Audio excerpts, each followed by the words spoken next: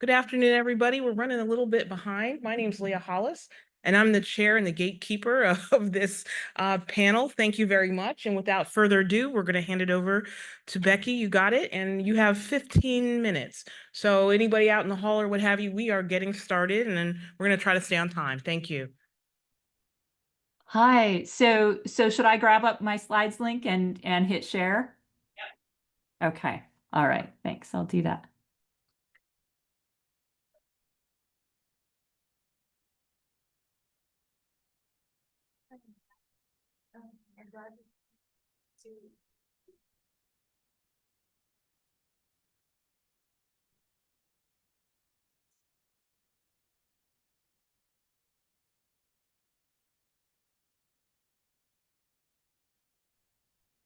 Hi, everyone.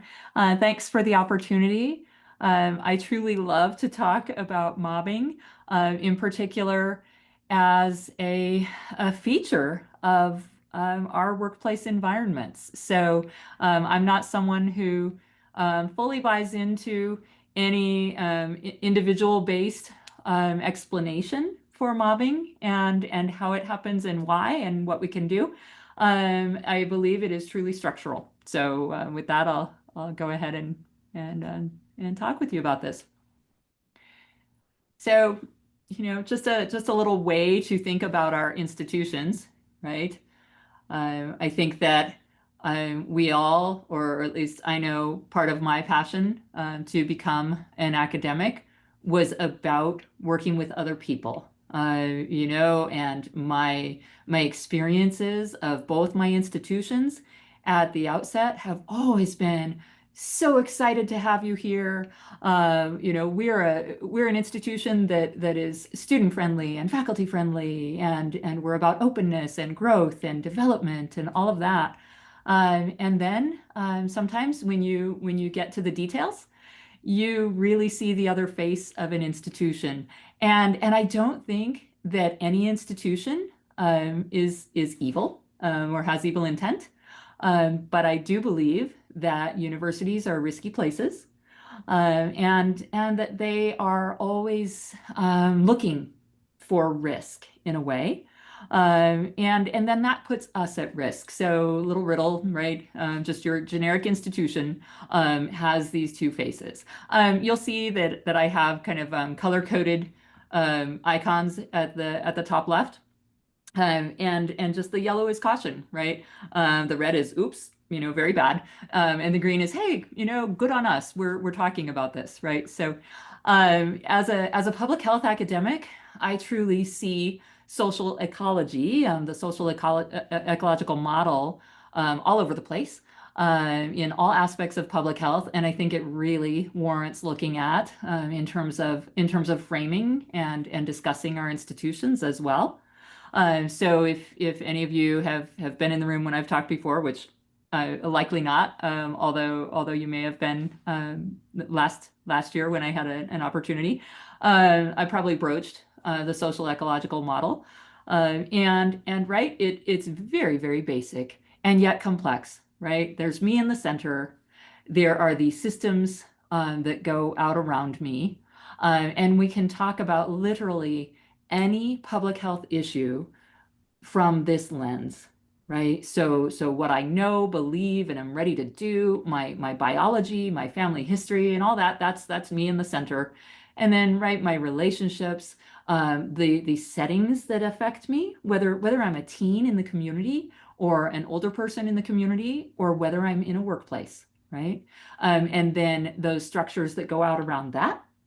Again, could be larger organizational or could be community structures and city and county level things.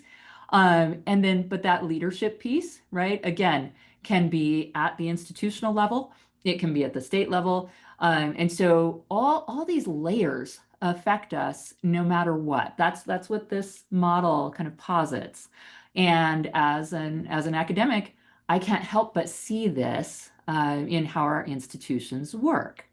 And what I have noticed more and more is that although I will tell students, hey, all these layers affect us, right, in any realm of public health, and we can reach back out, right? Even to the extent of we can vote and we can hope to make change in that way. We can get involved in our organizations and that kind of thing. Well, at the institutional level, it works a little differently. And what I've noticed is that we are stuck about right here. It's the rare institution, I think, that allows us as faculty to directly have a connection to and impact our leadership and upper administrators. And so if you're in an institution where that works more fully and more strongly, and your arrow can reach all the way out here, great, go you. That doesn't seem to be the case, kind of by and large. So again, just consider your own institutional setting.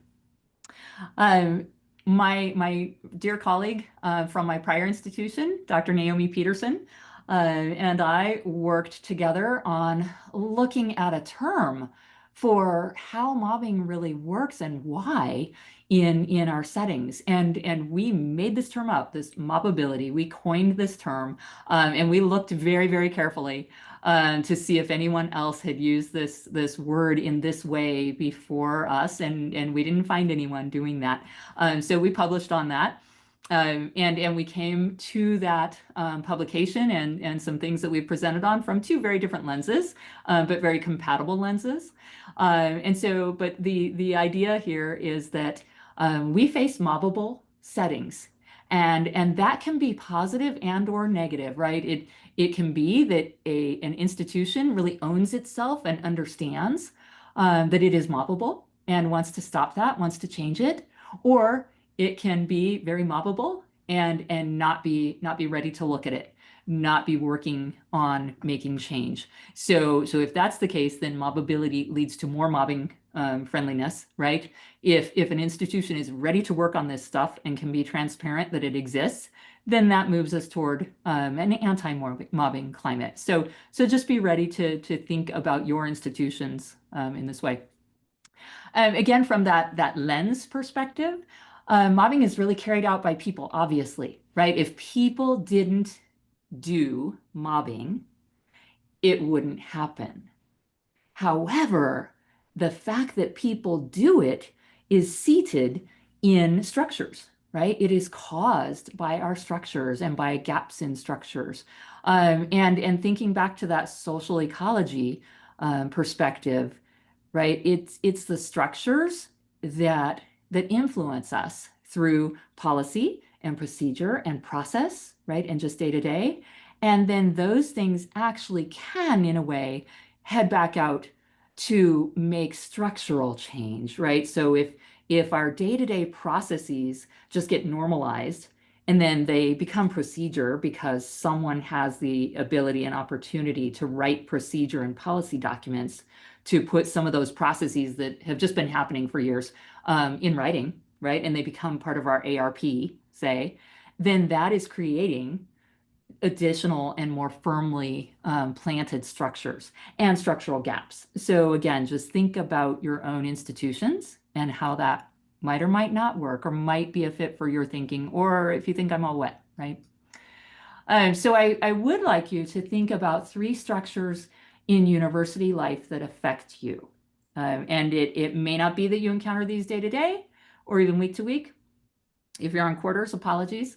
It might be that you encounter them quarterly, semesterly, annually, every few years, what have you. But there are some structures in your institution that do affect you. So I'll give you a little tiny minute here to think about those.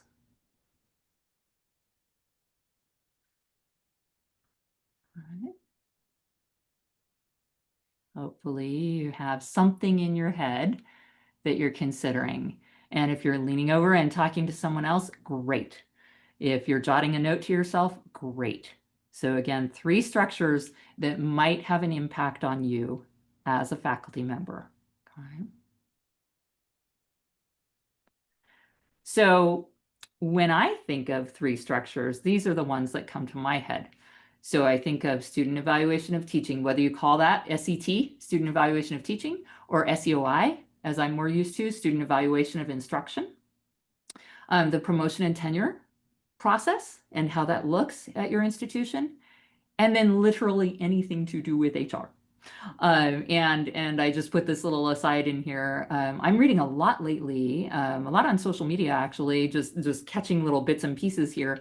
But I think there's some good stuff out there about the weaponization of HR, and I think when I see this stuff, it disheartens me because I think it doesn't have to be this way. But and that is fully another story for another time. But I think that these three aspects of where we live in a way are really, really pertinent for us. And so hopefully if you didn't think of these three, but you thought of others, great. Or if you thought of others and you think, oh yeah, that really goes with student evaluation, or oh yeah, that really goes with PNT, or that really goes with HR, great, right? If you could only think of one, but you know it's supremely impacting you all the time, or those you know, great, right?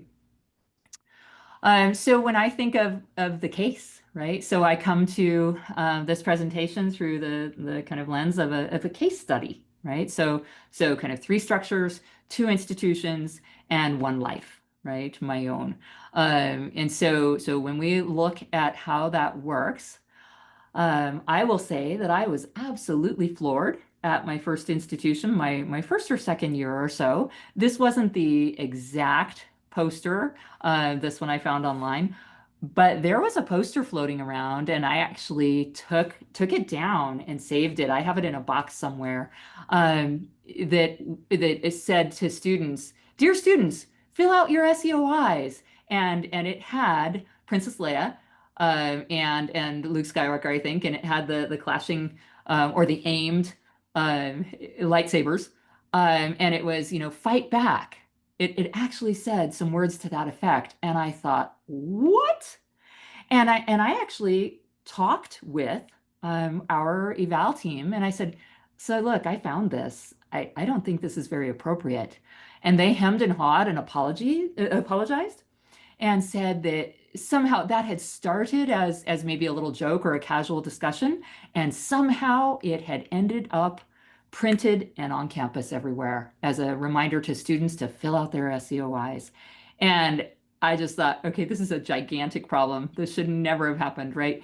We should always be talking about instruction and student evaluation and student voices around what we do through the lens of sitting at a table together, right? Talking about how to improve what university life looks like for students. So, and I will say this rings a bell for me too, because if we think about these structures, how SEOIs and SETs work at your institution, it might not always look like a child, brandishing a weapon, but oftentimes this is what's set up.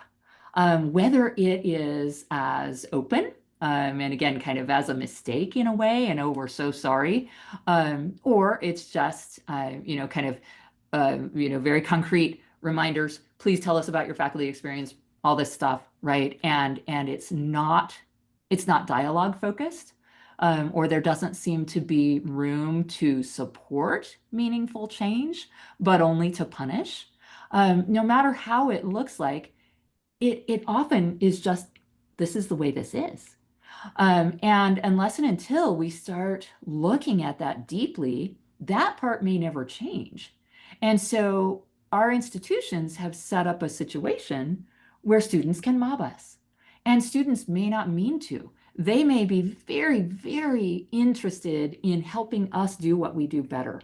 They may be very interested in using a supportive voice saying, hey, I loved your class, but, right? Or they may be those folks who don't do their SEOIs unless they're upset, right? And then they just, right? And we can be very much at risk. Again, it's really the rare system that can see its way clear to moving toward something that is dialogue focused, that truly embeds student voice as a partnership with faculty. And I've read a lot about that and never experienced it. I think it would be a very good thing. So I don't know, again, if any of you are in institutions where it looks more like that when we talk about student evaluation of teaching. But it's a great thing, apparently, when it can happen. When we start to talk about PNT structures, right? Another place that is really ripe for mobbing.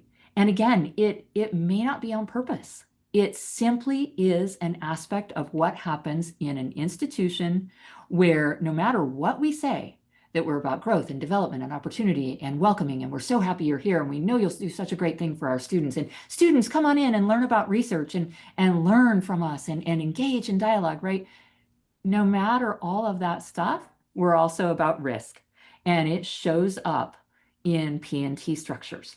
And so again, those can be better or worse, and they don't have to be lenient in order to be stronger for institutions and faculty and students, right? They don't have to be lenient to hold people to strong standards and help them move forward. So I wanted you to think again, just think, very, very quickly. I'm sorry, Becky, we Yes. are at the time. Can you wrap up, please? I'm Okay, very. absolutely. So just think about what your P&T system looks like, okay, and how it might affect you and others. And then thinking about HR, right? That's again the third section that I would challenge us to think about and talk about in terms of how it sets up mobbing. Again, it's a structure. It's run by people, but sometimes really barely, right? And you're going to learn about your HR in a variety of ways through a variety of doorways. And some of them are really, really negative and harmful, and some of them have really good possibilities. So that's just something to recognize. Again, I think our settings are about risk. And when we think about it, it's about risk to us, right? As individuals and as collectives. And you're in a mobbable setting, and you should know that. Your institution may be great in a number of ways, but you're in a mobbable setting and you're a mobbable employee. And we can all, in various aspects of our careers and various times and ways, work on institutional change. So that's what I think about this year in terms of mobbing. So thank you. Thank you. Yeah. I think we have time for a question or two. Does anybody have a question for our panelists? Any questions? Lovely presentation, Becky. Thank you so much. No questions?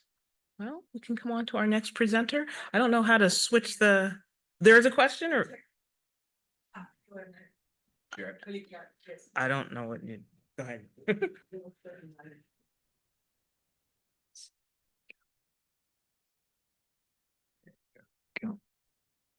So these are the most recent questions. Are there questions?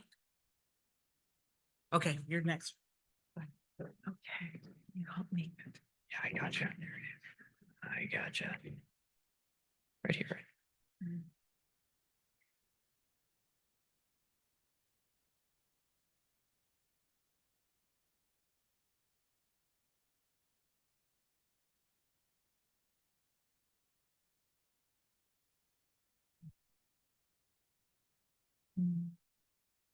Like what's like this?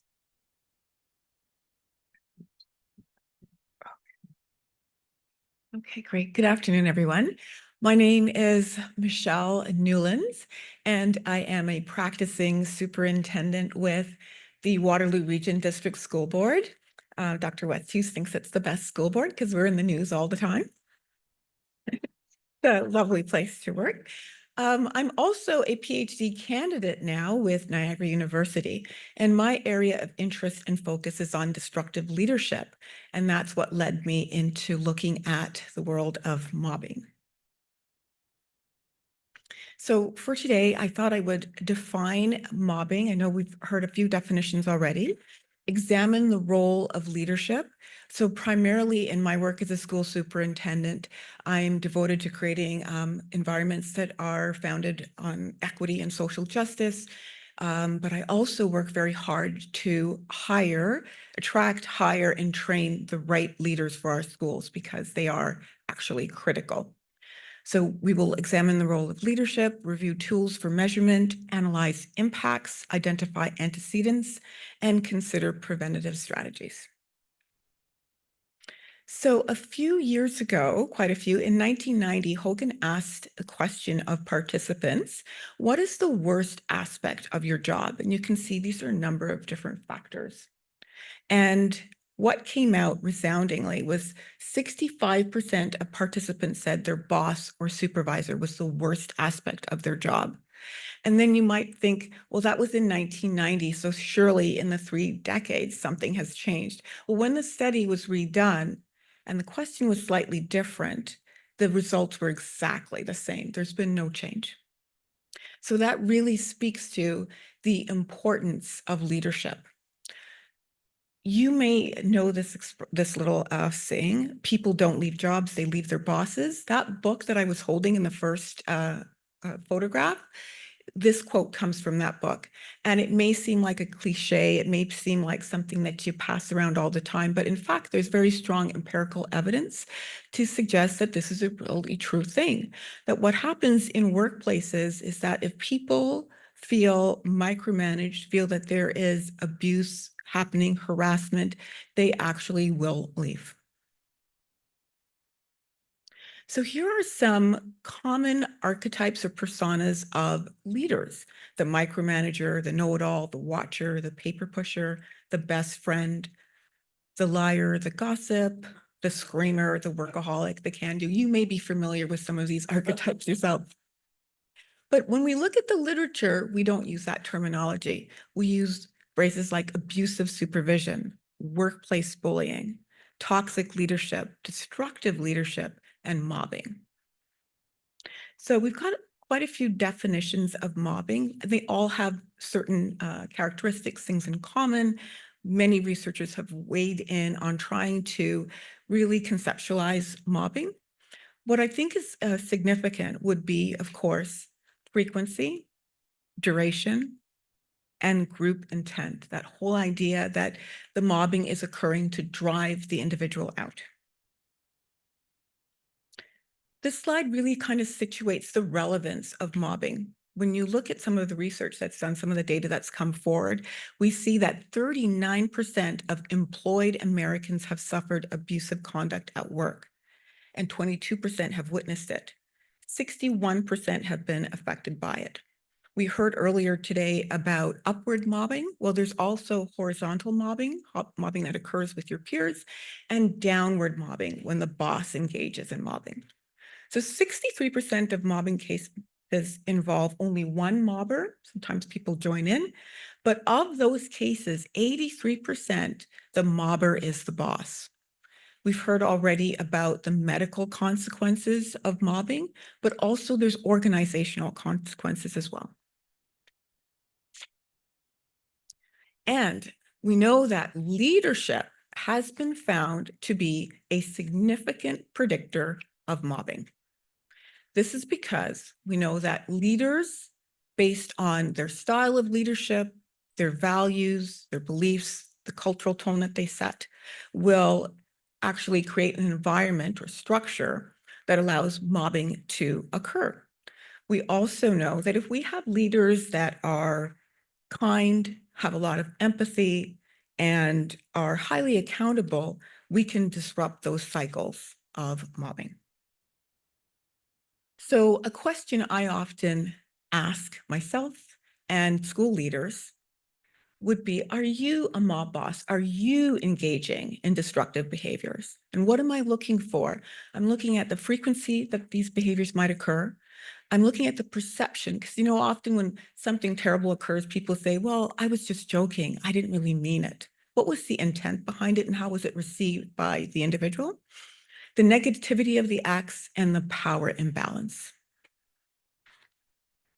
So here are some common behaviors. I don't know if any of you are guilty of any of these. These are some common mobbing type behaviors. And again, we'd look at frequency and impact, duration. So the question becomes, what kinds of leaders engage in mobbing behaviors? The autocratic leader and the narcissistic leader. Ethical leaders and transformational leaders tend to be the ones that are disrupting mobbing. We don't see a correlation in the research, of their behaviors and mobbing. But with autocratic and narcissistic leaders, absolutely. An important piece for us to look at would be, how is mobbing actually measured? So if we go back to Lehman's work and his inventory, he had one item that looked at mobbing. How often do you feel unjustly criticized, bullied, or shown up in front of others by your colleagues and your superior? And then the frequency that that might occur. And we know that whenever you're looking at a single item, there's always criticism that it's not thorough enough.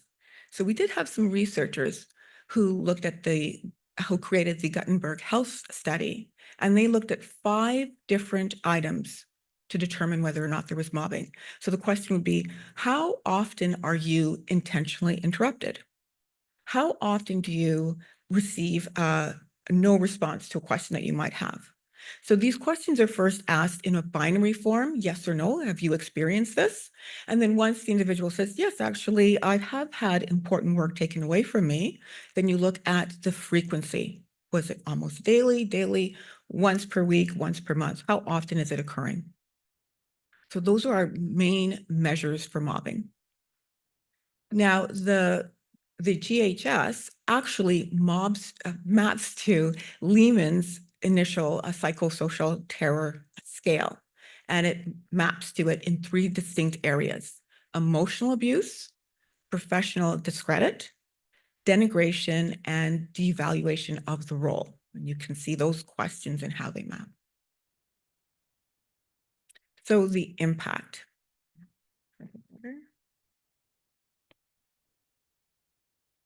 You've already heard that there are definitely health consequences. And I divided the personal consequences into 3 big buckets: health, job satisfaction, and job performance, because I see them as very distinct. But there's also consequences to the organization. There's reputational risk, high turnover, diminished productivity, absenteeism, and presenteeism, where people are showing up, but not really. And of course, we heard earlier about the possibility of settlements and lawsuits. Being a mobbing victim increases the probability of suffering health concerns, and that's significant, and there's a number of them. And these are in no particular order, but we certainly see decreased motivation, reduced job satisfaction, sleep issues, depression, absenteeism, increase in turnover and tension, silence, anxiety, and it can lead to burnout.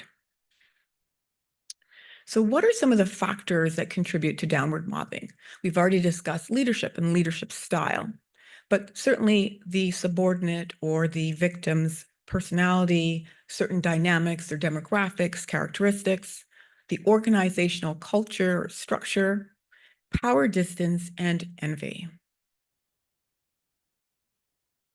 So these particular 5, there's significant research on how they're impacting the probability or the likelihood or creating the condition for mobbing. So your job stress that might be experienced by both the victim and the perpetrator. The leadership style, particularly in downward mobbing, subordinate dynamics, and it can be absolutely anything. Organizational culture, and certainly envy.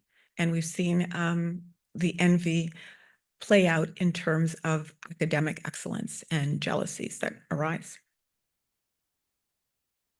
So what are some of the preventative measures that we can take?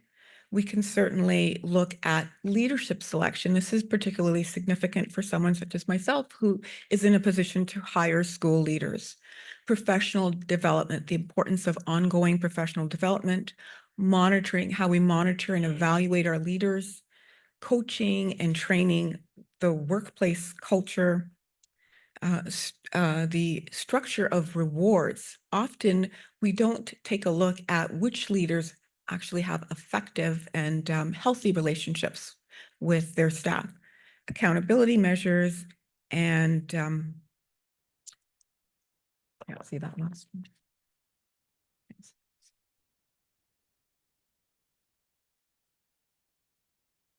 Nope, I thought I could move it. and sorry, policies.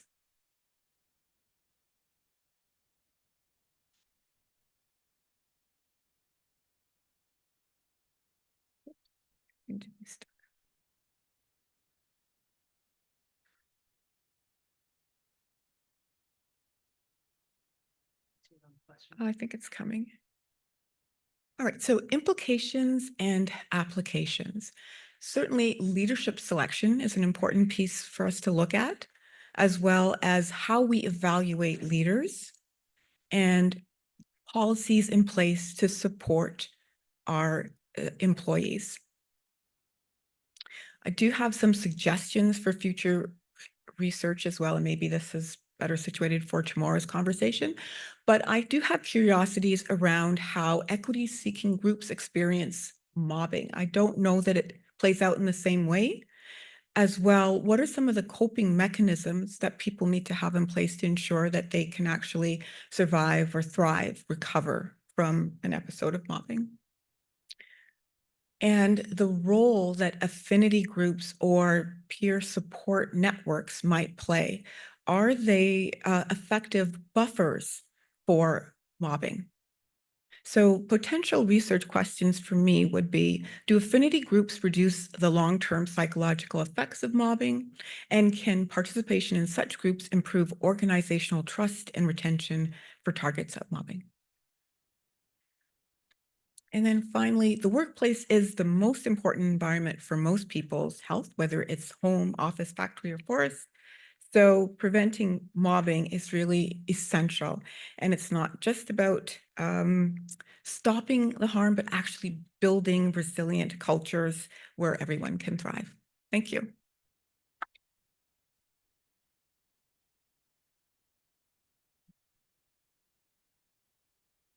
Any questions?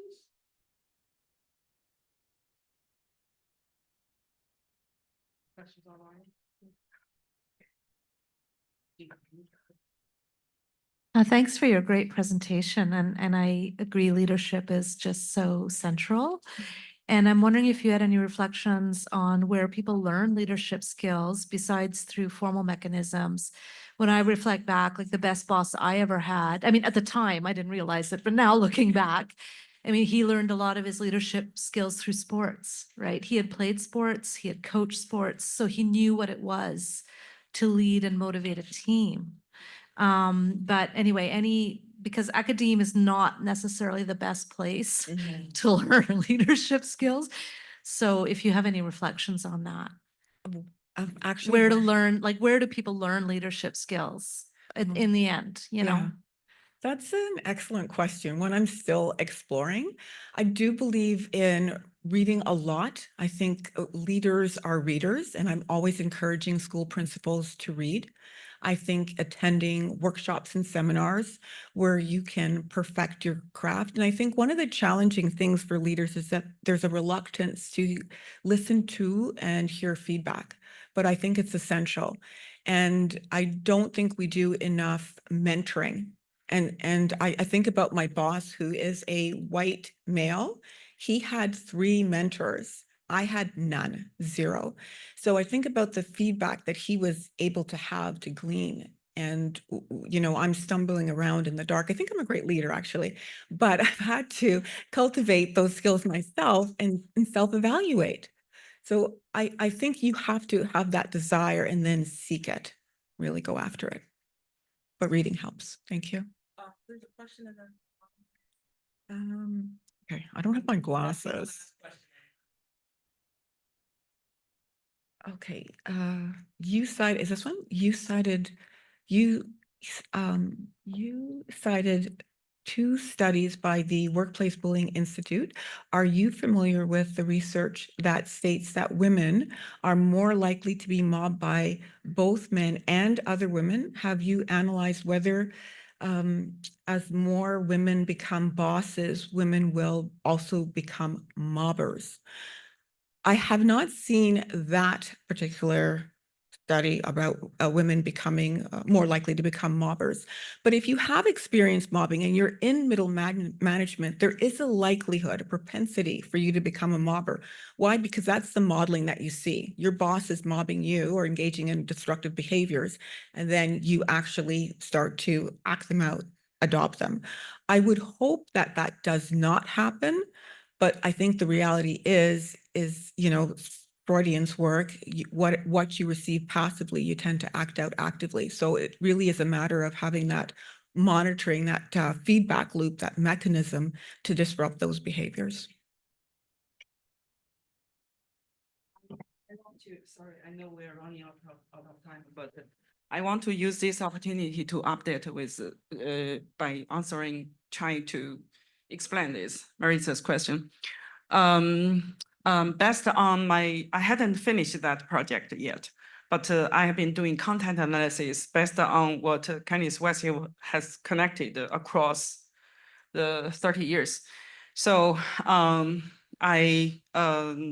preliminary finding I can share that here is gender is not a variable by analyzing this mobbing cases. So I would say that those are like just 200 cases. So there may be some external validity issue.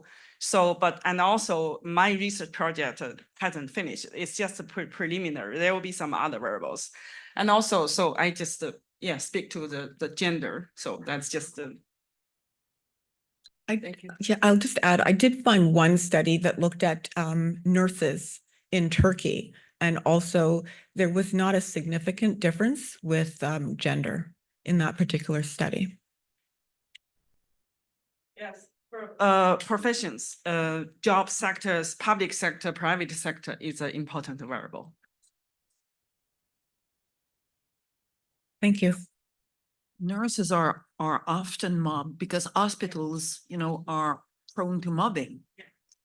So based on the current finding on these cases, so public sectors are more likely to be targeted than private sectors.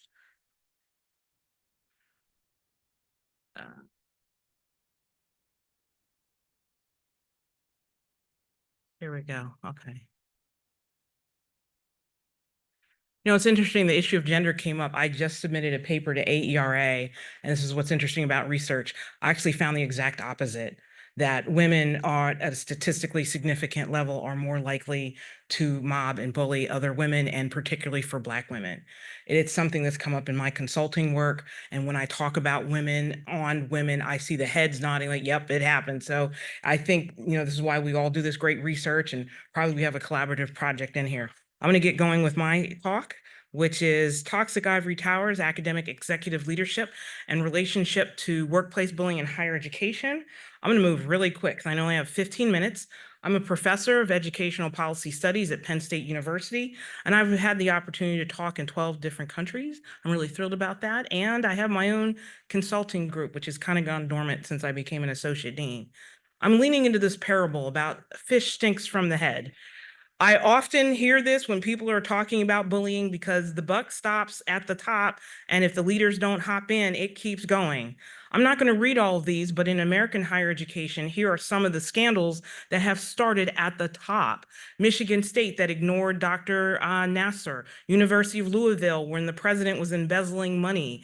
Lincoln University, we saw that example earlier with Candia Bailey. Also the Baylor University football scandal, which went all the way to the president, who was Ken Starr, interestingly enough. Research, literature review. Researchers have identified leadership as a salient variable that can suppress or exacerbate workplace bullying. And a study of 408 employees confirms that servant leadership interrupts organizational workplace bullying. And a study of 703 employees, paying it all, found boy, it's in here. I'm sorry, this thing is, there we go. Anyway, alternative perspective, but you have DiMartio from 2021 is particularly relevant with its focus on followership and neutralizing hierarchical power differentials. If power were more distributed, the power differentials present in workplace bullying would be minimized, allowing for collective creativity instead of top-down directives which kill the esprit de corps. Let's go. Oh, it's not liking me. There we go. Often bullies operate from what Dannerman and Rengstall deem as the dark triad, a mix of Machiavellism, psychopathy, and narcissism. When psychopathy means the bully lacks empathy and operationalizes with performative emotions, they're selfish and unsympathetic approaches, and it enables them to dehumanize their colleagues. I really love the conversation we have about structure. So a few years ago, I did a grounded theory study looking at higher education as a very complex model with several layers of personnel, leaders, policies, all operating in the greater society. While department head, for example, might be a bully, if their dean or provost were to intervene or interrupt, the workplace bullying could not proliferate. So they don't operate in a vacuum. If rules, laws, policies would prohibit workplace bullying, these societal influences could curb workplace aggression, much like Title VII curbed sexism and racism since the passage in 1964. Previous research through an extended case study approach yielded an ecosystem of higher education, which can explain the various elements which contribute to workplace bullying. And that's a project I did a few years ago. Bowman and Deal's structural frame serves as a theoretical lens to analyze the CAO, the Chief Academic Officer, and presidential behavior in relation to higher education workplace bullying. From structural perspectives, higher education organizations strive toward specific institutional missions, whether they're teaching institutions or research institutions. To achieve either goal, the administrators, faculty, and staff hone their skills to create innovative learning spaces and create new knowledge. But researchers have examined how leadership styles and organizational dynamics contribute to workplace bullying. However, to date, there has not been a study that specifically examines the provost, vice presidential, and presidential level behaviors and the relationship to workplace bullying throughout the institution of higher education. So to study this, I did a study of 131 chief academic officers, CAOs, at 4-year and 2-year institutions in the United States. This is a mixed method study, and I'll give you the themes at the end if I still have time. But in the fall of 22, I'm a big fan of survey research because I can get a big sample really quick. And so developed a survey, sent it out to a number of chief academic officers across the United States. I had IRB approval, of course, and the instrument was had an initial invitation, and then over the next 10 days, every 10 days, I would send another response. I only send it out 4 times. I know it sounds annoying, but I actually get a good sample when I do it that way. The result was 48 community college chief academic officers and 83 4-year institutions. This is what it looked like, the strata of who answered. Community college is going to be the largest because, well, they're a little bit monolithic, whereas state schools, private schools, Hispanic sending schools, you can be multiple things across the strata. And also, as you'll see, there's probably is more than 100 because you could click more than one, but trying to say all different types of institutions participated. Research questions. What is the CAO's perception of the president's commitment to eradicate bullying? Research 2, what is the relationship between the CAO's commitment to eradicate bullying and academic personal loss and grievances?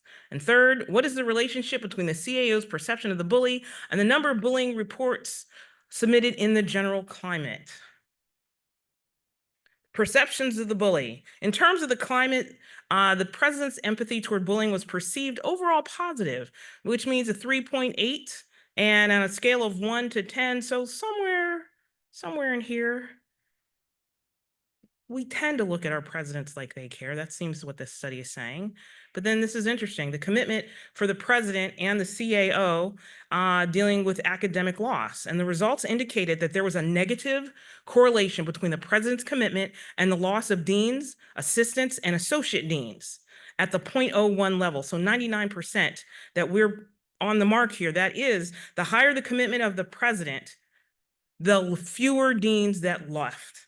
However, there is no significant association with the relationship to faculty and junior faculty loss because the p-value is at 0.6.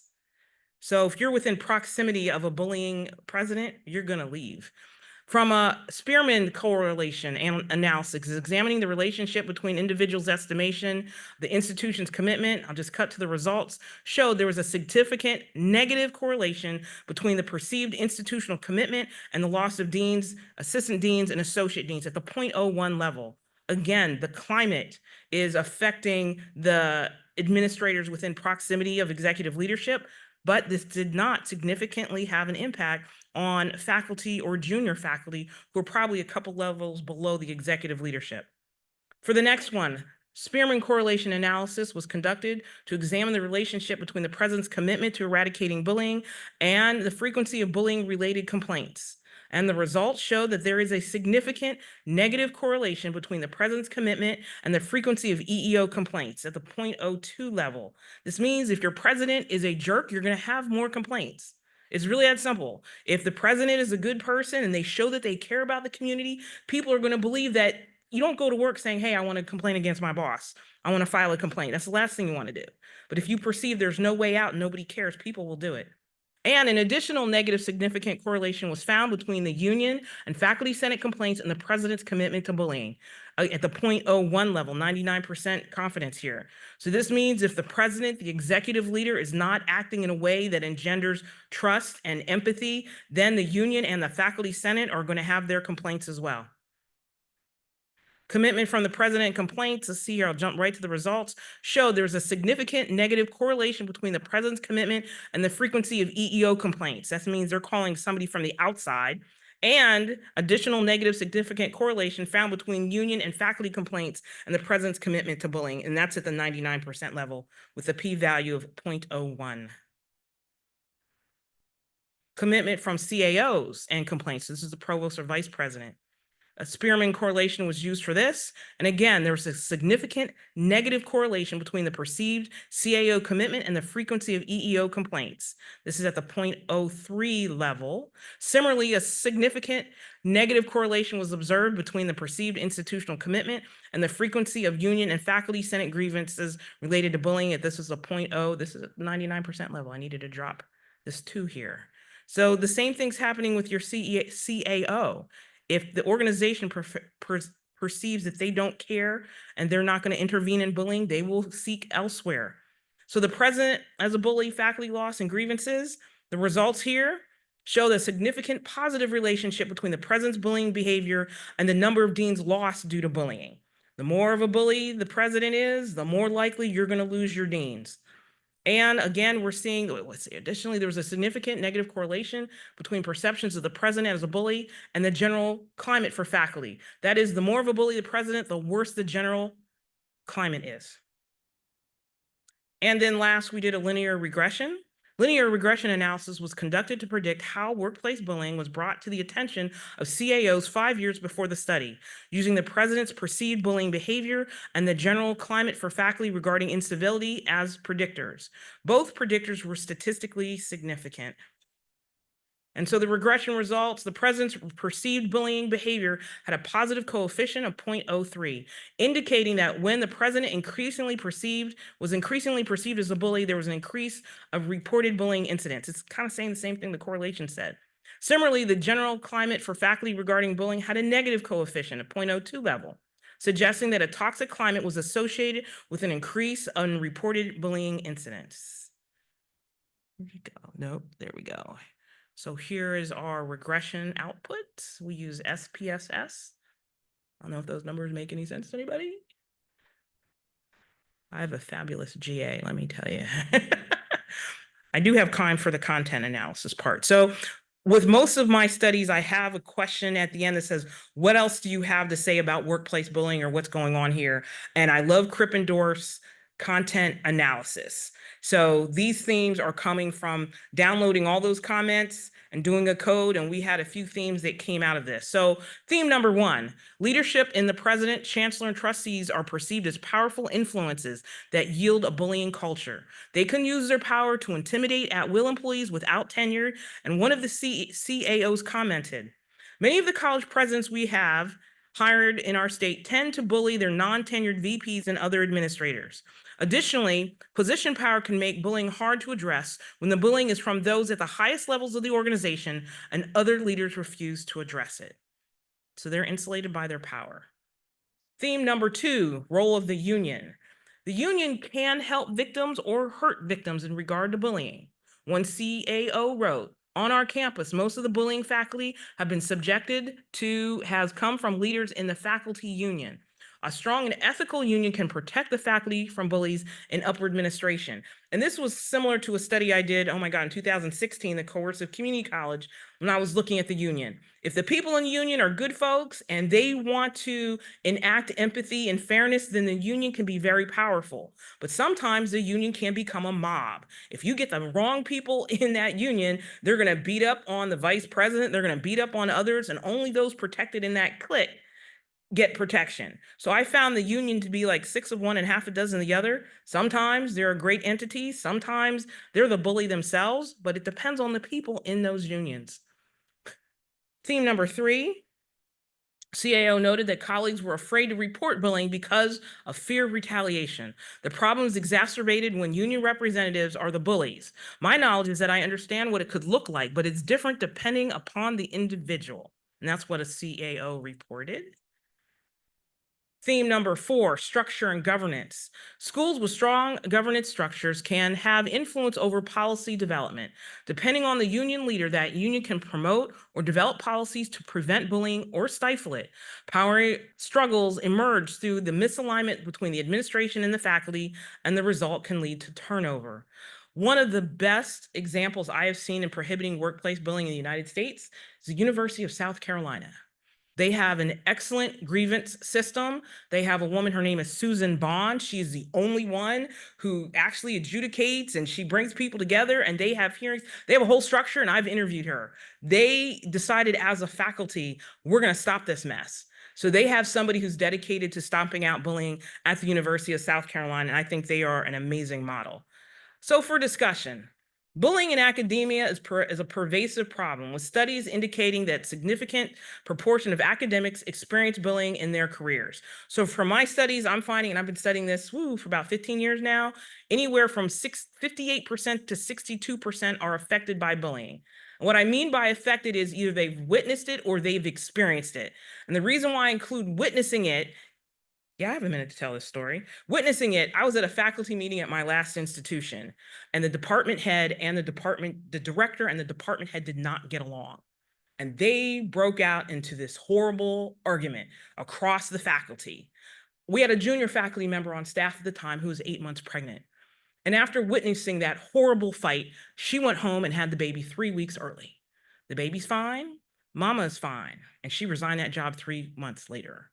Witnessing it can be just as bad. That's why we rubberneck. That's why we are just slack-jawed when we see tragedy on the news. There's something about bad things happening that we watch so we can protect ourselves. But when we watch it, we also become trauma bonded.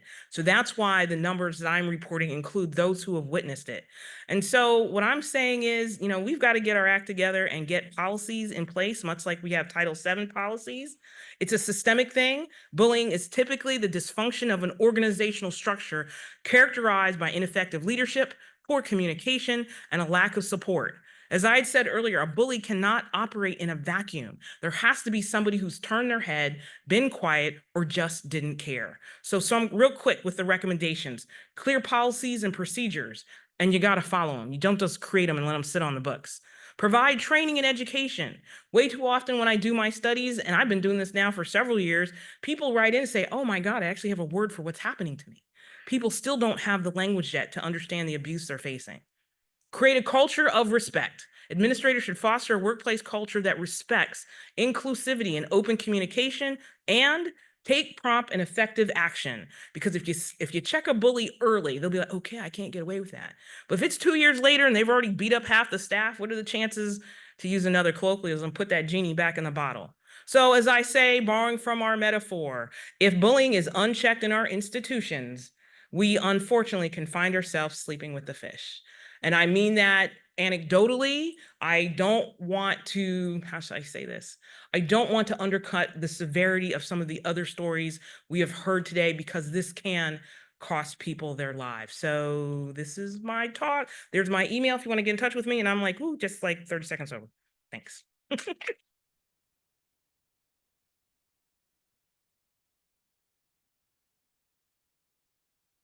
Other questions?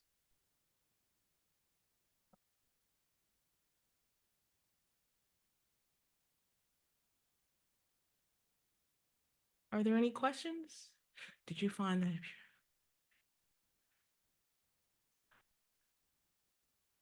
The question is, did I find that abuser bully presidents often get to pick the provost? In organizations in general, the president is choosing the provost, but this study did not get at the president knows they're a bully, so they're trying to hire a co-henchman or henchwoman. I couldn't quite get at that. It was tough enough to get 131 vice provosts to presidents to even answer this question, but I think that's an excellent question. There's something else here.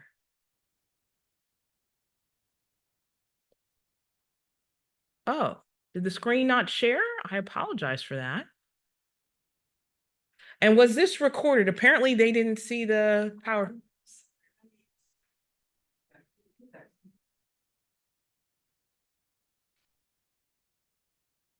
I just received some email from our virtual participant asking about the sharing the screens and something like that. So I wanted to emphasize that this is a Zoom webinar, not a Zoom meeting, because we have so many people here and we have only very limited time, and so that's just the way it is. So, you know, I'm not teasing. I know we all have all kind of questions, and you know, so if we do that Zoom meeting, we probably need to have a 4 days conference. So yeah, it's just like, I apologize. I should have let the virtual. Oh, I should stand here. Sorry about that. I should have let you know that in advance. That's what we did last year, and we get some lessons from last year's conference. That then, you know, we just decided to do the Zoom webinar, and only for people who will present, then will be transferred to that panelist. So yeah, I hope you can understand that. And if you have questions, the way the way for communication between the virtual participant and the conference is just you can type your questions and from that chat bar. Okay, I have a question, Leah. I have a question for Leah. And so, what is your measurement of bullying? I use the short and advanced questionnaire. Yeah. So, and what's the measurement, the conceptualization, the process, and the operationalization of that? So that's I like what you said. When at the beginning, when you said that, yeah, your finding is just different from what I just said. So this is about the measurement. If you measure that, and also that's also I think every time I just emphasize how important it is to differential bullying from mobbing, because they are bullying, mobbing separately. The definition of that, the measurement of that, the conceptualization of that, the operationalization of them, they almost belong to not different families. I always say that people in the literature, it said the mobbing and the bullying, they are twins. They're not twins. Yeah, mobbing is not a definition, it's not a concept. Mobbing is a process. Based on my study, based on my analysis of the mobbing cases, so the bullying will not become mobbing. There are 5 different phases of mobbing. So if the institution can stop that negative behavior on time, that case is just a bullying case. That will never become a mobbing case. It's only when the institution, the culture does not allow that, then the bullying behavior, the bullying act or actions will be evolved into mobbing case.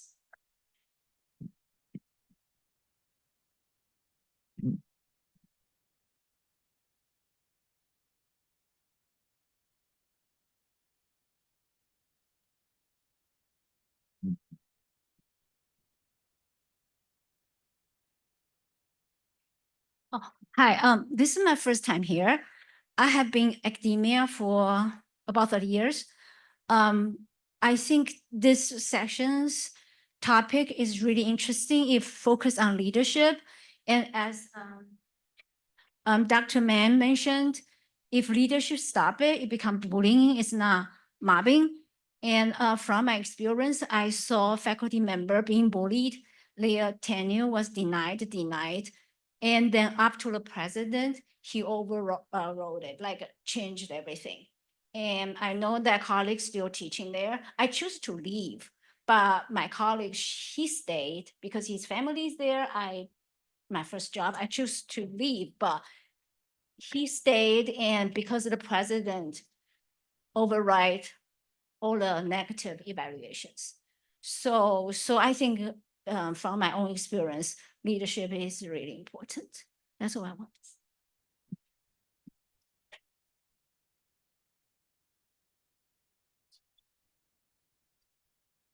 Address your question. The research question I used for the gender piece, because I jumped into that conversation around gender, and it was bullying I was looking at. I wasn't looking at mobbing, just to be clear about what the research question was. And the question I was asking was 100 and some women, have you left a male supervisor because of bullying, and define bullying by the prompts from the short negative acts questionnaire? And then have you left a woman supervisor because of bullying using the prompts from the short negative acts questionnaire? So I do want to be clear that I did not survey for mobbing. Yes. I surveyed for bullying. Yes, that's just great. So thank you. Mhm. Thank you, Yes, I did. Sorry. Thank you, Lee, for clarifying that. So I love it. Yeah, because you know how different it is. When you ask people about bullying or mobbing, the result is different.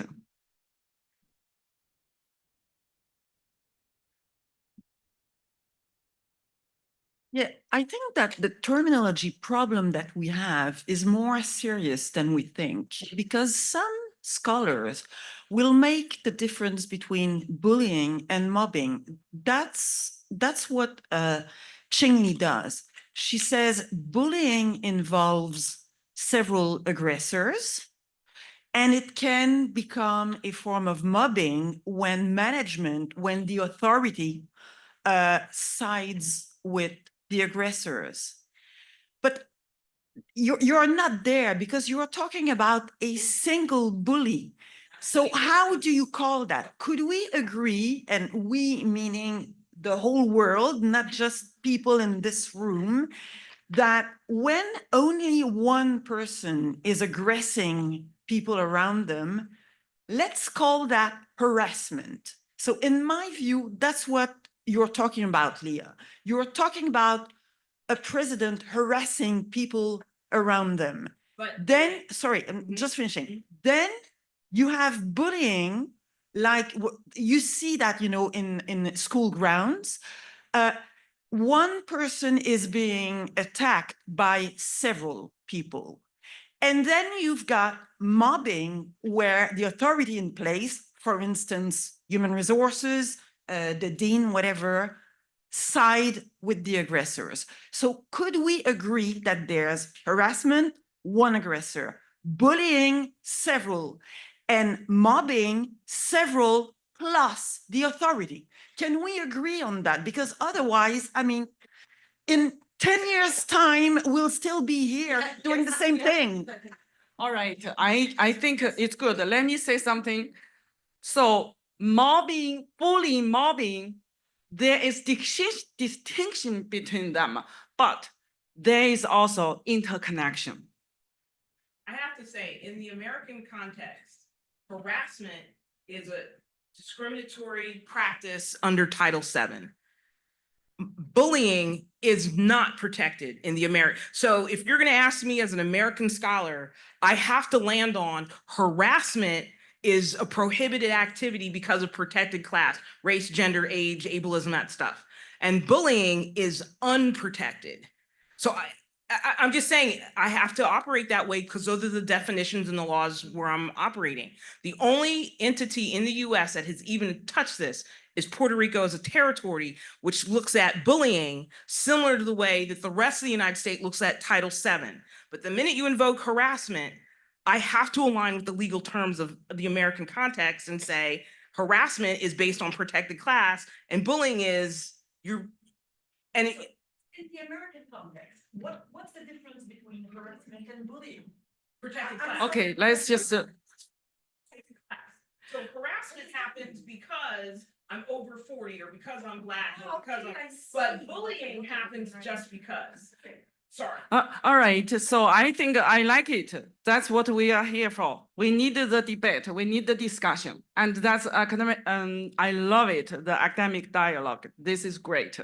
So I think Leah's presentation just aroused lots of great discussion, which is great. I think that our next session is just about that.